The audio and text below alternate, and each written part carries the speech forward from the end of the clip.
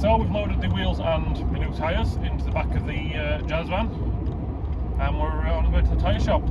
Get the tyres mounted and get rid of the old tyres, clear a bit of space up in the garage. Today's video is going to be a bit more talking, which I know is terribly boring, but it should be a short one. Just talk about plans, because obviously it's the end of track day season now. It's starting to get a bit cold, and now's the perfect time to start doing upgrades. The car as it stands, fantastic package. It handles well, it goes well enough, it stops well, and it's very fun to drive, take on track. It's for the most part reliable. I had a couple of small issues on track. When I first got it, I popped a brake line, but Renault sorted that out. It broke on the back of the turbo. It's got like a little block with some hose barbs coming out of it for the water cooling for the turbo. One of them actually snapped off at angle C, which was less than ideal, but all we did was removed it and looped it basically, ran the turbo with no water cooling. The turbo probably didn't love it, but it has been known to remove the turbo cooling from the turbos on track dedicated cars, so that it doesn't overheat the cooling system. Other than that, it's a couple of little brake issues which I sort of got to the bottom of the issue. Turned out to be the wrong pads for maybe for my driving style, maybe for the car, I'm not sure. I used to run PBS Pro Race, which was fantastic when I first started out. I switched to Renault DS111s and it transformed the braking of the car, but obviously there's always improvements that can be made. But it's down season, so what's the plan? I'm thinking, because the original plan with the car was a club sport build, which I don't really like that term. You know, like semi-stripped out, cage buckets, keep the interior, hold the glass, all that type of stuff. And use it on weekends, the occasional weekend run. You know, collecting cars, meets, things like that. But realistically, with how little free time I actually get around track days, family, friends, I don't get a lot of time to actually use it. And it spends 99% of its life sat on the drive, either being worked on in pieces or waiting for the next track day. But other than driving it to the ring, what are you doing? I'm just parking in the middle of the road. Other than the drive to the ring, it gets driven to and from track. Blyton being my local, which is only less than an hour away, but Cadwell Park's only an hour and a half away, Donington's only an hour away. Pretty sure Croft's only about an hour and a bit away and all. So it doesn't really need to be as comfortable and nice as it has been. So I'm thinking it might be time to focus it a little bit, for lack of a better word. What I mean by that is the suspension's nice, it works on track, it's downside better than stock shocks and springs, but it's still only on the Bilstein B14s, which I got from a friend of mine who used them in time attack before finding they were a bit soft for what he was doing. And they come up at a very good price with, you know, like adjustable top mounts and all that. So I bought them just because they were there and they were well priced, and they've done me well. We drove maybe 12 to 15 track days, driven to Anglesey and back twice, done a ring trip, and on the ring they felt okay, a little bit soft in places. To say they were designed on the ring, supposedly, there's a little sticker on the bottom of the shop saying they were designed on and for the ring. They're a bit soft, so I'm thinking maybe time to upgrade to something a little bit stiffer, something a little bit more focused. On top of that, we put the car on the weighbridge. It was only a wagon weighbridge, so it weren't the most precise thing, it weren't corner weighted or anything. And it's heavy. It's a lot heavier than I expected. A standard Clio 197, I think, is supposed to be 1240 kilos. Obviously we've stripped it out, got bucket seats, so that's took a big chunk of weight out. Added cage, which added a bit of weight, and then Meg swap, which adds a little bit of weight in regards, you know, the turbo manifold, boost pipes, intercooler, and a little bit extra hosing. And anyway, it weighed off with half a tank of fuel. At 1280 kilos. So 40 kilos more than stock, and it's already semi-stripped out. So I'm thinking we need to get some weight out of the car. I'm not the lightest of the kids, I'm 6'2", got a bit of a dad bod going on. And I think we need to try and get some weight out of the car. Well, I did weigh it, going back slightly. When we did weigh it, it weighed off a 1280 with the factory wheels and tyres on it. Factory wheels and 808 tyres on it. I then weighed the 808s compared to the SS10s that I run on the car, Renault SS10s, and they're about, the tyres were worn, blah blah blah, but they're about 6 kilos of tyre light. I'm going to call it 5 to allow for the tyre weight. 5 kilos a corner, so that is 20 kilos thereabouts off the weight of the car already, which is better than nothing. But I'm thinking we need to get a bit of weight out of it. It doesn't need to be comfortable, so I might end up just stripping the entire interior. Get everything out, apart from the dash, put a foot plate in, take all the sound deadening out.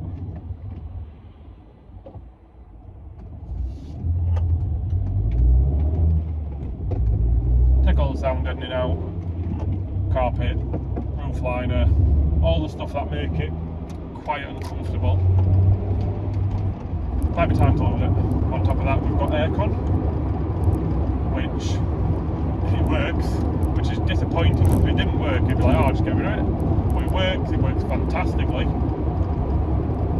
So I'm in two minds with that because, one, it's comfortable, two, it doesn't. What the bloody hell are you doing?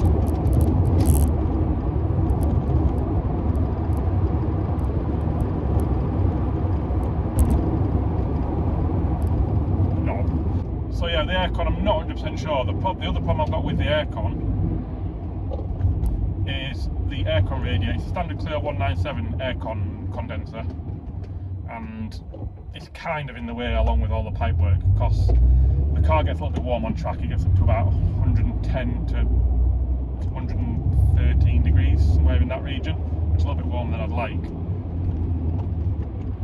And to put a bigger radiator in there, the aircon rad is right in the way. I'm still undecided with that one. I have actually got in my possession a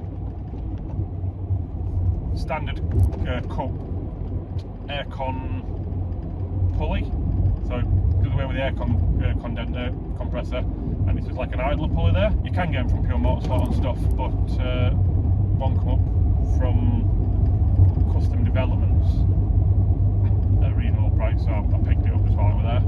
If I decide not to use it, I'll sell it on, it won't be a problem. But I'm thinking if I remove that, I can replace it with a bigger radiator, a properly designed intercooler rather than that generic eBay GPI one, which makes place for power mods. But I'm at the tyre shop now, so I'm going to get these tyres sorted and come back. Well, we're back on the road again, tyres are mounted and ready to chuck in storage until next season. The only reason I did it now is get a bit of storage back because I had 4 wheels and tyres and then 4 tyres on top of them. So it just takes up a load of room that they don't need to. So yeah, that's sorted.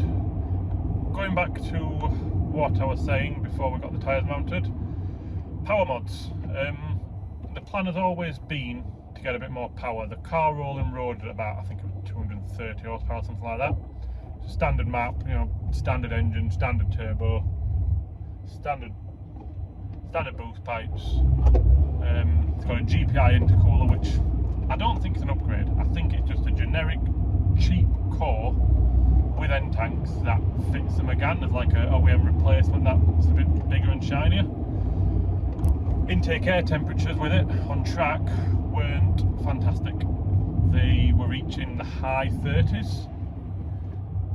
Even on a cool day, I think the ambient temperature on the day was like low to mid-teens, and it was still getting intake temperatures up to the high 30s, which is obviously not ideal when you read it's not ideal when you read intercoolers like the Wagner cooler on the Mark III Meganes. You can get intake temperatures down to single figures, like pre-teens. 11, 12 degrees and stuff. So I'd like to get the intake air temps down into the 20s at least. I'm thinking a proper radiator to cool the cooling system down, a proper intercooler and some solid boost pipes. Then a full 3-inch exhaust, 3-inch downpipe, because at the minute the car's got a 2 3/4 inch downpipe, and then an old power flow exhaust, which is just like bent tubes, you know, like with pinch corners and stuff, pinch bends. I think it goes down to like less than 2 inch in places. Again, not ideal. So I'm thinking full 3-inch exhaust, cooling mods. I've also bought a Megane 250 turbo, which are a little bit bigger and come with a slightly higher pressure actuator to control boost a bit better. I've got one of them sat on the shelf in the garage. All them together, some bigger injectors, should see 290 horsepower, 300 horsepower, at which point the standard rods are going to be a limiting factor, so I probably don't want to push it much further than that. 300 horsepower, lose a bit of weight, try and get 100 kilo out of the car would be nice. Big ask. Clean it up a bit, you know, clean up a bit of wiring. So yeah, got loads of plans over the winter. I've already ordered a few bits. I'll pick this up at home in the garage and show what we've got. Let you know what we've ordered so far and see what you think.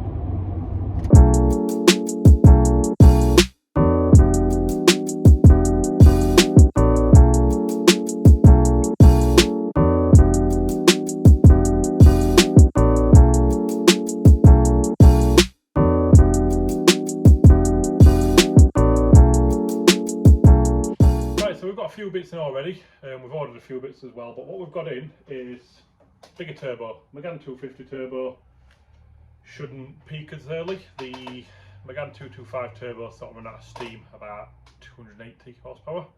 These are good for 310ish, obviously way more than the engine's capable of anyway, so that should be a bit better.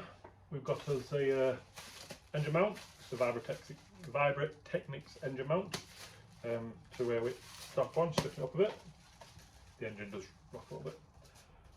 This is that pulley I was talking about to replace the aircon compressor. Just bolts in place, idler pulley. That is a braided clutch line. Does away with the clutch damper, I believe. Although I might get a full length one and replace the hard lines as well. Front arm bushers. I did the front arm rear bushers a while ago, but this is the new style, which I never end up installing. I just never got around to it, so I might see if we can throw them in. We've got wiper bung, so we can delete the rear wiper. That is a fire extinguisher mount, SW Motorsport one I bought ages ago. Since that, I've actually won one in a Facebook competition, so I might sell that on. Not sure yet. So we go. And then some brake cables. That's what we've got in so far. I've got a list as long as my arm of stuff I'd like to order, but obviously financial time might not get it all done. I've ordered some coilovers. I've ordered a shifter, nice shifter. I've ordered some more brake pads, the shifter bush for the top of the gearbox, the one I drilled out in a previous video. The axle strengthening kit to go with the coilovers, because it converts the rear of the car to a proper coilover instead of a spring and damper setup. I've ordered a bandsaw, although I don't think you're that interested in that, and then a new steering wheel. So yeah, we've got plenty to be getting on with. Long story short, I'm hoping to increase the power, another 60 horsepower or so. I'm hoping to reduce the weight, try and get 100 kilos out of it. New cooling setup, new seats, new steering wheel.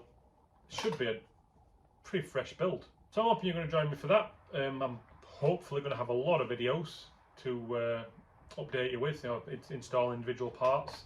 I might even see if I can pull the engine out, re-gasket a few bits, tidy it all up, clean it up, bit of heat management, and yeah, plenty to be getting on with.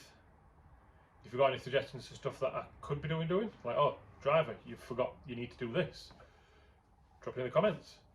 if there's anything I am doing that you think it's a waste of time, comment, let me know why. I'll argue with you, or I'll say, good point, sell parts on, whatever. So yeah, thanks for watching. If you've got this to this point in the video, it's been a bit longer than I expected. Hopefully the next video will actually be achieving something. Catch you in the next one. It's not been started for about a month, not been touched.